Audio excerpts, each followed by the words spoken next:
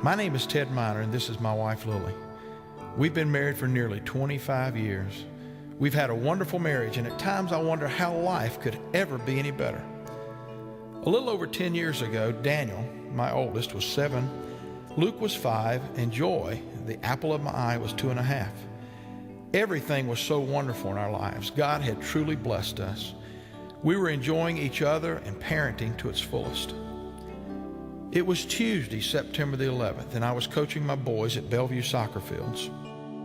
It had started to rain, and we were finishing practice. Joy had just taken a drink from my water bottle, and I was making sure that all the children had rides home.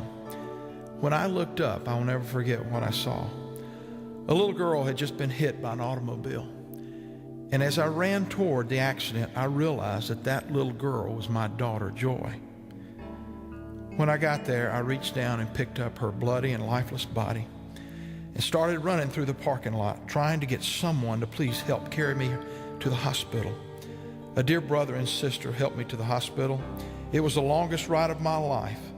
I tried to revive my daughter, and I could get no response. Lilly and I had just entered the darkest days of our lives that this world has to offer. As Teddy drove off with Joy in his arms, God was already at work.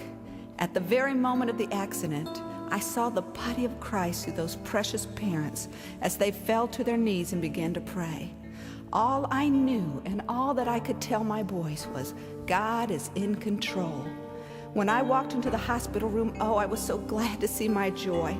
I couldn't be with her on the way to the hospital, and I couldn't reach her when I saw her eyes look for Mommy when she knew she was in trouble.